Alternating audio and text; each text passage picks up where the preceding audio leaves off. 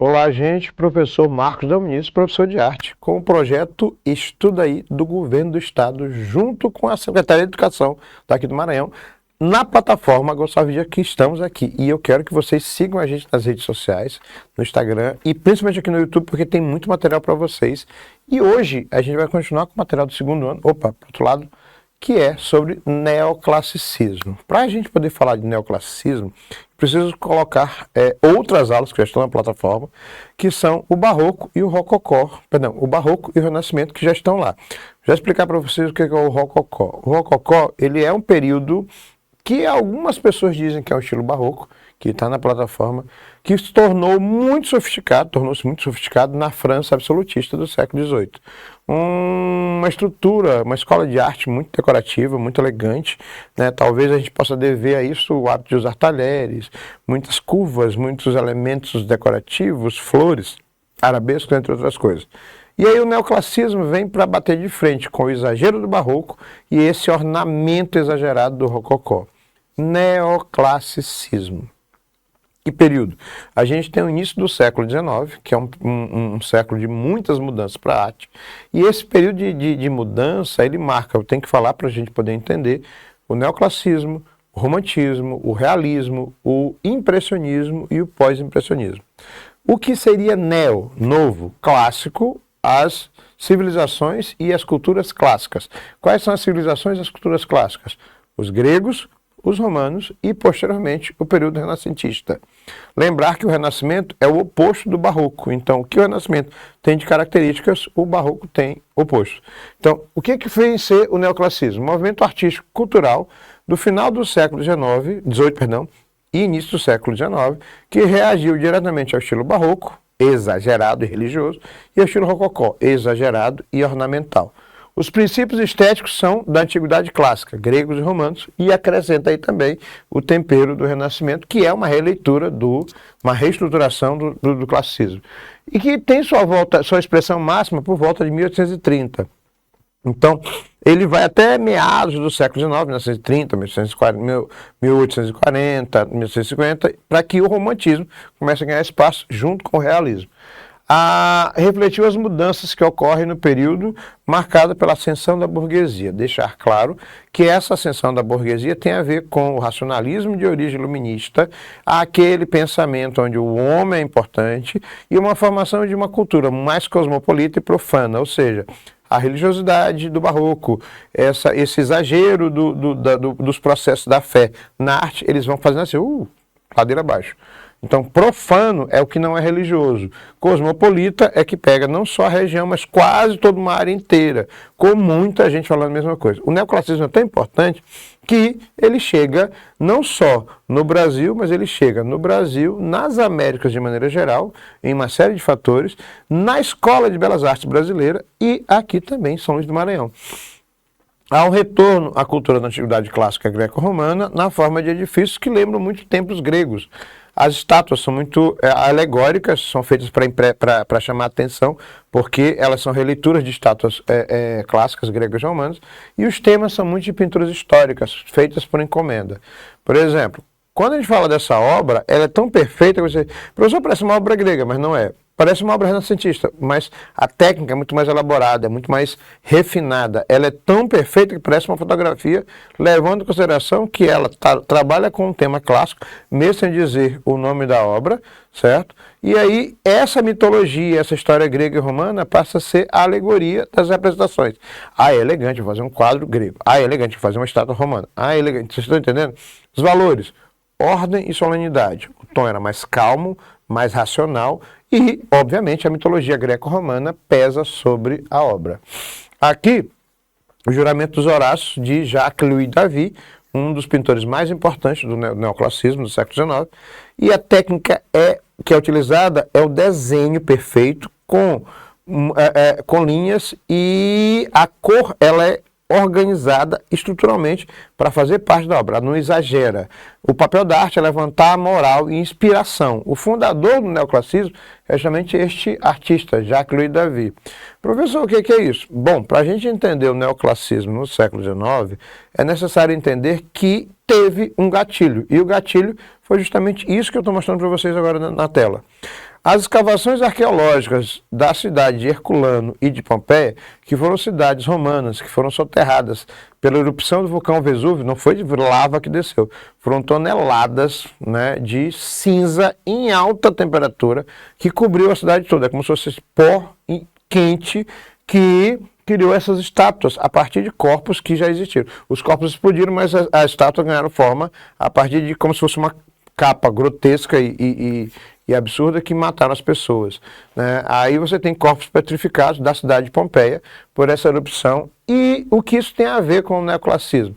Começaram a escavar, a cidade estava em perfeitas condições, como eu disse para vocês, não foi lava, foi cinza, então era como se a poeira quente tivesse condensado e coberto a cidade toda. Aí quando começaram a escavar, os ricos da cidade, daquele período, começaram a utilizar e gostar, e aí virou modismo. O neoclassicismo passou a ser ensinado nas escolas. A partir disso, todo mundo queria uma obra que fosse uma releitura de uma obra clássica greco-romana.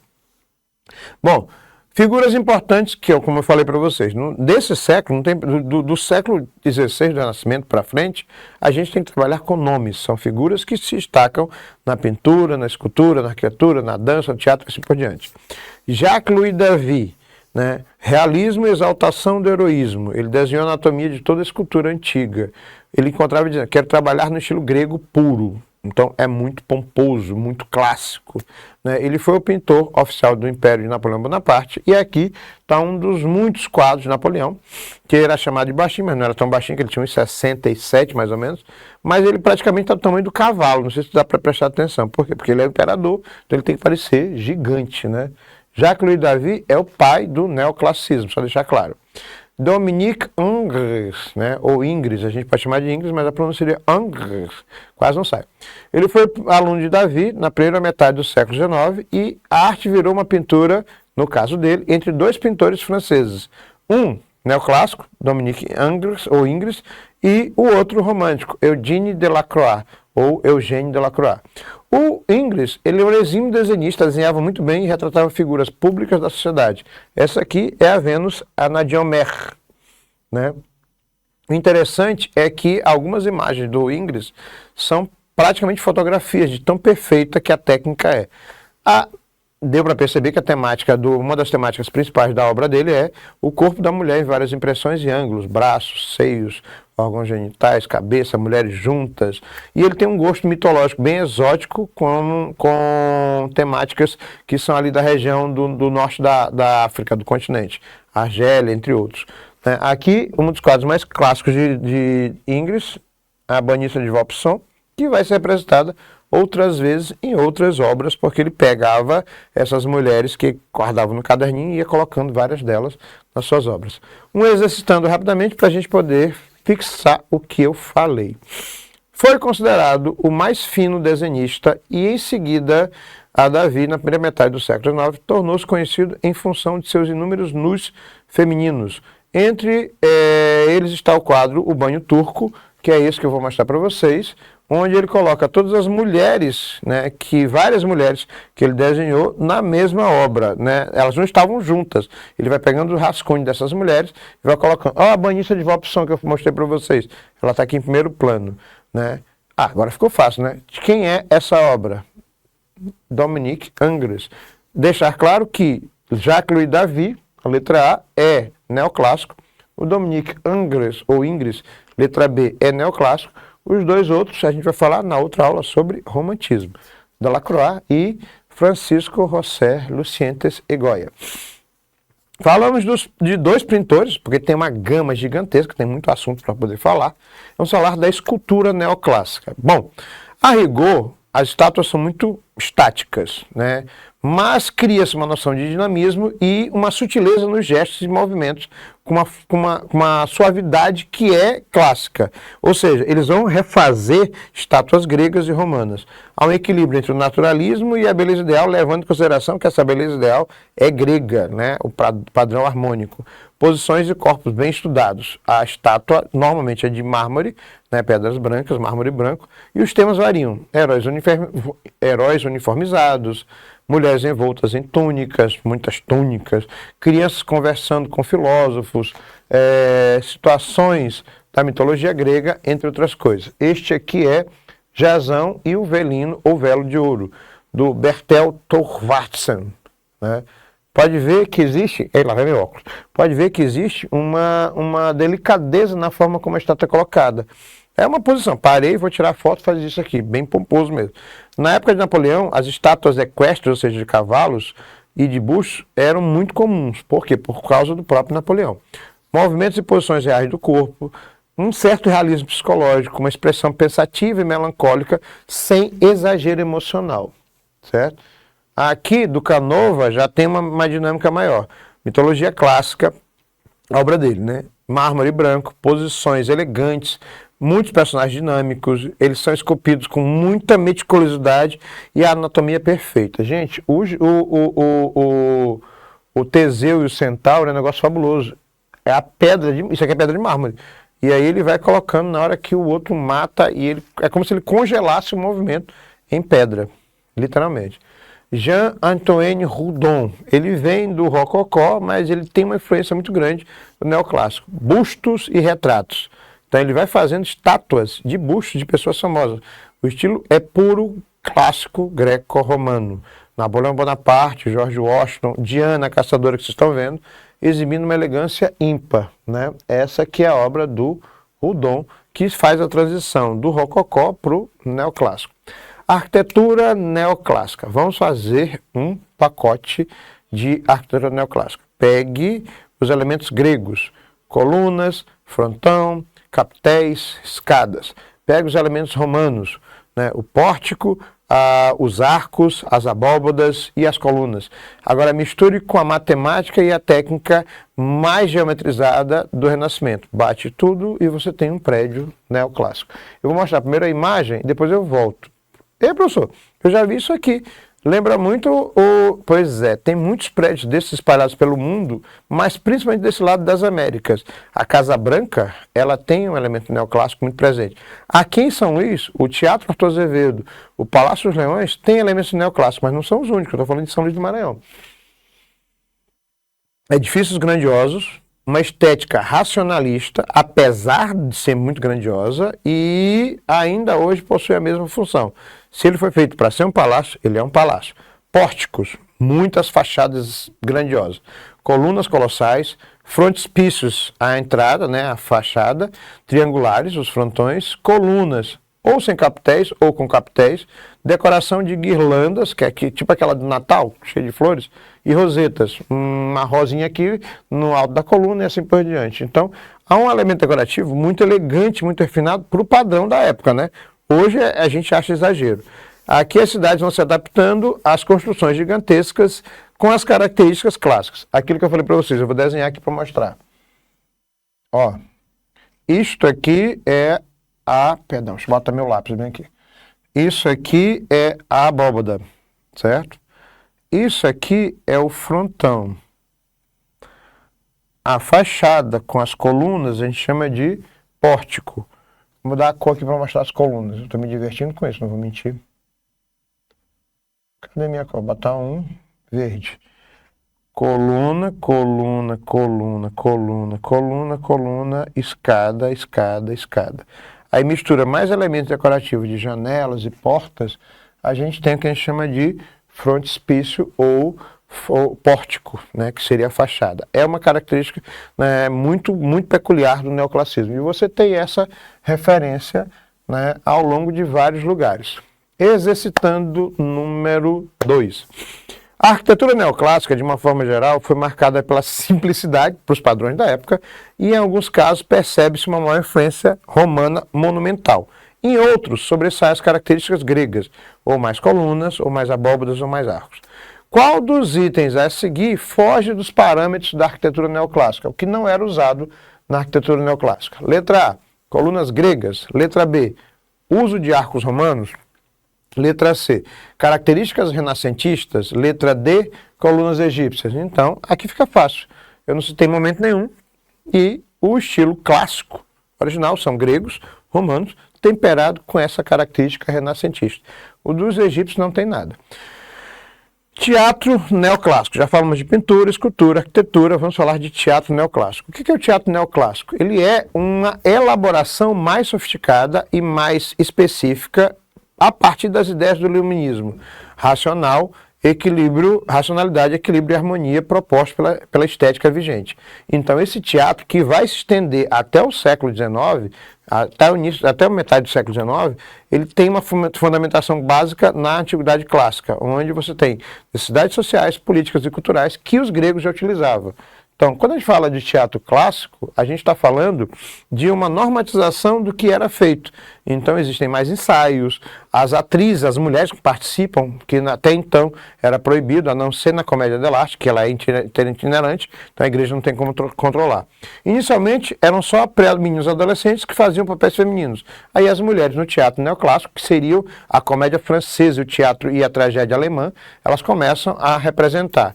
As mulheres foram autorizadas a ser acionistas de companhias teatrais e participar de produções. E aí você tem as primeiras atrizes pagas nesse período. Uma das figuras mais importantes é Corneille.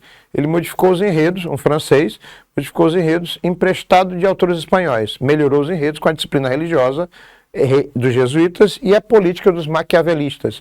É um período onde as pessoas pensam, discutem e começam a colocar esse pensamento na literatura dramática, na encenação dramática e no texto dramático. Racine, ele trabalha muito com a psicologia religiosa do jansenismo e uma política romana pelo erotismo grego. Ele não gostava muito da comicidade, mas ele trabalhava muito essa psicologia erótica. E a gente está falando de um século onde as pessoas trabalham muito esse conceito. E, obviamente, uma das figuras mais importantes, a gente não chama teoricamente de teatro neoclássico, a gente chama de comédia francesa, mas ela ganha um formato específico. Jean-Baptiste Poquelin, apelidado de Molière. Molière foi um dramaturgo, um autor francês, que também trabalhou como ator, mas ele foi mais autor. Ele encenou peças, foi o diretor da peça, foi ator, mas a obra dele é mais conhecida como autor. E é considerado um dos mestres da comédia satírica. Tinha uma frase que ele dizia assim: ridendo castigar-se mores, ou seja, rindo, traduzindo, rindo se castigam os pecados, castigam-se mais. Molière era filho do tapeceiro real e ele rodava pelos quatro cantos do palácio, ouvindo histórias. Permitiram que ele estudasse, deu no que deu, essa coisa maravilhosa. E ele começa a escrever sobre a nobreza francesa, sobre os nobres franceses. Ele debocha da elite francesa, dos nobres, dos burgueses, e ele mostra o ridículo dessa sociedade, fazendo com que as próprias pessoas que estão assistindo riam de si mesmo. Por isso, rindo, se castigam os pecados mais. Obras mais importantes: Escola de Mulheres, O Doente Imaginário, As Pessoas Ridículas, O Tartufo. A Escola de Mulheres é um negócio interessante. É um tema que ele é atemporal. Né? Uma determinada figura, ele é o conquistador da cidade e ele sai fazendo essas conquistas todas as mulheres, quer sejam casadas ou solteiras. Né? Então ele se torna o terror dos maridos casados. Mas ele não quer passar pelo que os maridos passam, porque ele promove a situação. Então, ele compra praticamente a esposa dele com 12 anos, e quando chegar aos 14, eu sei que parece muito estranho o que eu estou dizendo, ele vai desposá-la, mas ele coloca dentro da casa dela, porque ele casa com ela aos 12, mas só vai desposá-la aos 14. O problema é que, não tem outra palavra dele, o corno é o último que sabe. E aí, o irmão mais novo dele está lá, e mais gentil, da mesma idade, mais paciente, pô, já sabe o que vai acontecer. Por isso que a gente chama Escola de Mulheres, né, que é uma piada sobre traição e sobre essa postura ridícula, e ele tem a base de alguma situação que aconteceu na época por lá. Dança. A dança francesa do século XIX, ela é interessante. É uma estruturação muito organizada do balé, mas ela sai do século XIX e se estende até o século XX. Né? O Diaghilev, que é a figura mais importante do balé, ele organiza e cria o conceito do balé. Sergei Diaghilev cria o conceito do balé contemporâneo, quer dizer, o balé moderno, perdão. Por quê? Porque ele passa do século XIX e chega até o século XX. O balé russo, e a Rússia se destaca nesse período, porque o balé já tinha status de sofisticação, ganha muito mais. E a gente vai ficar com a dança neoclássica, que não é compatível diretamente com o período, mas ela é uma elevação desse produto que é o balé, que pode ser dança, mas também é uma história dançada. Professor Marcos Dominici, professor de arte, vou ficar aqui com vocês sobre o neoclassicismo. Dá uma olhada lá nas nossas redes sociais, no YouTube. Um abraço. Fui!